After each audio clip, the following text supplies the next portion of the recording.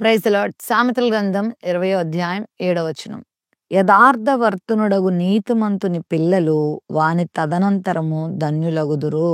యథార్థముగా నీతిమత్వం కలిగి జీవించటం మనకే ఎంతో ప్రయోజనం. మనతో ఉన్న సమాజానికి ఎంతో ప్రయోజనం. అయితే మనము కలిగి ఉన్న మన సంతానానికి మరింత ఆశీర్వాదకరం. యథార్థవంతుడైన నీతివంతుని పిల్లలు వాని తదనంతరం ధన్యులైతారు.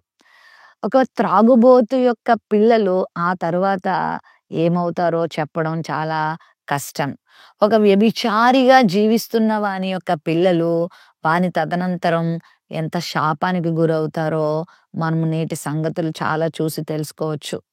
ఒక భయంకరమైన వ్యక్తిగా జీవించిన వాని యొక్క పిల్లలు, వారి సంతానం ఖచ్చితంగా వారి యొక్క శాపాన్ని, వారు చేసిన పాపాన్ని కొన్నిసార్లు వారి జీవితంలో అనుభవించవలసి వస్తదేమో. వారి మాదిరిని వీరు కూడా తీసుకొని పాడైపోతారేమో. కానీ యథార్థవంతంగా జీవించిన వారి పిల్లలు, నీతిమంతునిగా జీవించిన వారి పిల్లలు ఖచ్చితంగా ధన్యులవుతారు.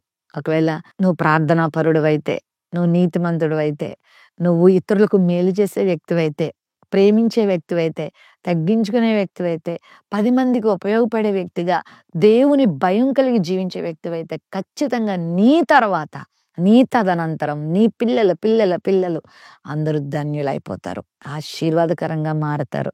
అట్టి కృప దేవుడు మనందరికి ఇచ్చును గాక.